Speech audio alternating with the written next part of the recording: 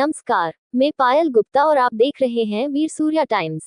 दिल्ली के शास्त्री पार्क में विष्णु अवतार रामलीला कमेटी द्वारा पिछले 24 वर्षों से किया जा रहा है रामलीला का मंचन।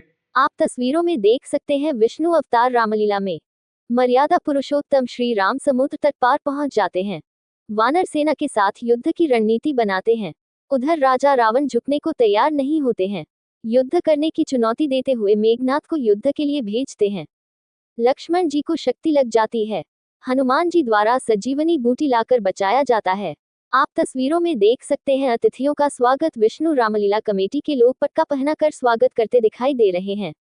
क्या कहना था विष्णु अवतार रामलीला कमेटी के अतिथियों का एवं रामलीला के प्रमुख कलाकारों का, देखिए मनीष सूर्यवंशी की खास रिपोर्ट। में झुकने के लिए, घूमने के लिए प्रेरित किया जाता है। राम सबकी आत्मा है, राम के प्रचार प्रसार से ही हमारा हिंदुस्तान है। हम हमेशा राम के चरणों में स्वयं तो नतमस्तक है ही, और ये जो देखने आते हैं रामलीला का मंचन, उनको भी इस बात के लिए बार बार भूल प्रशंसा का पात्र मानते हैं, जो इस रामलीला कमेटी में पहुंच करके भगवान राम के लीलाओं का मंचन उत्साह के साथ उल्लास पूर्वक मनाते हैं। किसी प्रकार के आपस में कोई विरोध नहीं, कोई विमर्श नहीं।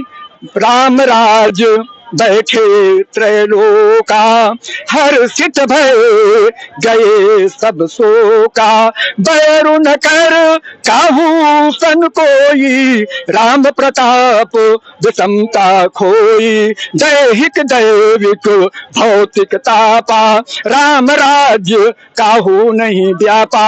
सब नर करहि परस्पर प्रीति, मिलहि स्वधर्म विरत श्रुति नीति। बोल सियावर राम चंद्र जी की जय। सबको भगवान श्री राम सद्बुद्धि दें। इस रामलीला के माध्यम से मंचन को देख करके अपने जीवन में राम की पूजा करना सीखें, उनका सम्मान करें, अपने घर घर में राम पैदा करें, बच्चों के रूप में और बेटियों के रूप में सीता को हमेशा पैदा करने के, उत्पन्न करने की क्षमता रखें। अपने बच्चों को राम बनाएं और बेटियों को सीता बनाएं। मेरा इस मंच के माध्यम से यही जनता से अपील है, सब सुखी हो, सब संपन्न हो, कहीं कोई रोगी ना हो।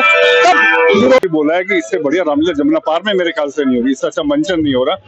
और सारे ही पदाधिकारी बहुत ही अच्छे लोग हैं, बहुत बढ़िया लोग हैं और ईमानदार लोग हैं। सबसे बड़ी बात यह है, और हर साल मैं देखता आ रहा हूँ कि इस मंचन को आकार दिया जा रहा है और बढ़िया तरीके से कर रहे हैं। इस बात से ऐसा हो सका है कि रामलीला नहीं देख पाया हूँ, क्योंकि उसी टाइम हमारे नवरात्रों के फास्ट होते हैं, जल्दी निकल जाना होता है। लेकिन मैं समझता हूँ कि जो मेले का स्वरूप दिया गया है और सराउंडिंग में जो चीजें दी गई हैं बच्चों के लिए खेलने के लिए, झूले वगैरह, बहुत ही बढ़िया है। इससे बढ़िया रामलीला मैंने नहीं देखी।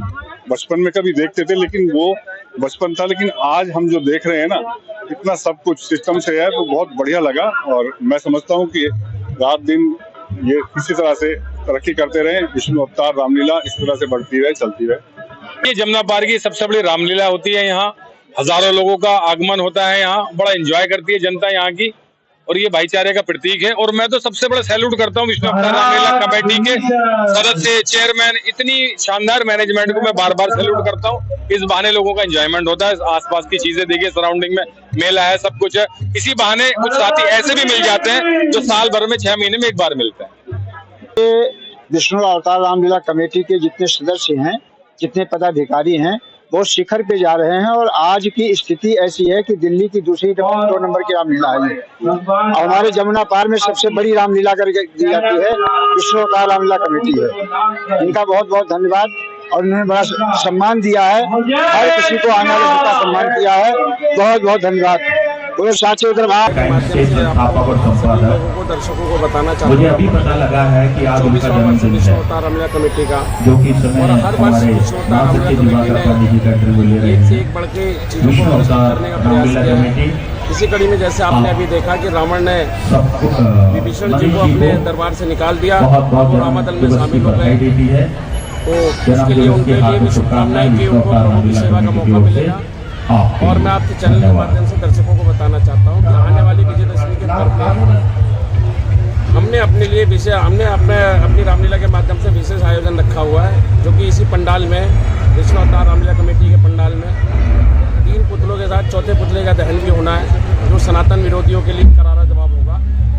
3 पुतले अभी आप देखेंगे हमारे दशहरा मैदान में लग के तैयार हो गए हैं, तो आप सभी लोग परिवार के साथ विजयदशमी के पर्व को मनाएं, यही हमारी सपना है कि गंगा बेदी लंका आए। तो क्या होता है कि जैसे कि रावण बहुत ही अभिमानी था और बहुत धर्म के मार्ग पर था, परंतु विभीषण को ऐसा लगता था कि ये ठीक नहीं है, ये मार्ग गलत है। लेकिन उस समय उसका धर्म था कि वो अपने भाई के साथ रहे, और परंतु एक तरफ उसने अपने पिताजी से जो सीखा था उसके अनुसार उसको लगा कि धर्म क्या है, उसे उस पर चलना चाहिए। तो उसने रावण को एक बार समझाने की कोशिश करी, परंतु रावण ने अभिमान के वश होकर लंका से खुद ही उसको निष्कासित कर दिया। तो पहली गलती यहाँ पर रावण की भी है कि रावण ने वहाँ उसकी सुनी नहीं और उसको भेज दिया।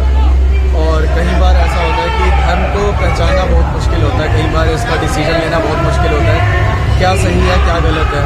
तो हम सबको अपने अनुसार अपने धर्म का चयन करना पड़ता है।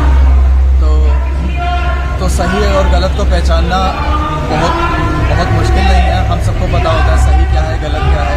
और सब कुछ जानते हुए भी अगर हम अधर्म के मार्ग पर चलते हैं तो वो तो उससे गलत कुछ हो ही नहीं सकता। तो हम सबके अंदर भगवान है कहीं ना कहीं, और हम सबको पता है कि हम क्या करना चाहिए। तो हमें संदेशा तो उसमें यही रहता है कि एक तरफ जो अपने धर्म का पालन करते लक्ष्मण ने, क्योंकि माँ सीता का हरण हुआ तो अपने भाई के पक्ष में, तो वही दूसरी तरफ में मिसाल देखने को ये भी मिलती है कि पुत्र धर्म के प्रति जो मेघनाथ है वो कितने समर्पित थे। क्योंकि लक्ष्मण जी तो जानते थे कि उनके साथ प्रभु श्री राम का आशीर्वाद है, परंतु मेघनाथ भी इतना पराक्रमी था, इतना बहादुर शख्स था कि वो जानता था कि सामने स्वयं भगवान अपने लेकर खड़े हो चुके हैं, लेकिन फिर भी वो अपने पुत्र धर्म से विमुख नहीं है। जानते हुए कि सामने लड़ रहे का अवतार है, वो अपने पिता के लिए भगवान से भी लड़ गए और अंत में दुर्गति को प्राप्त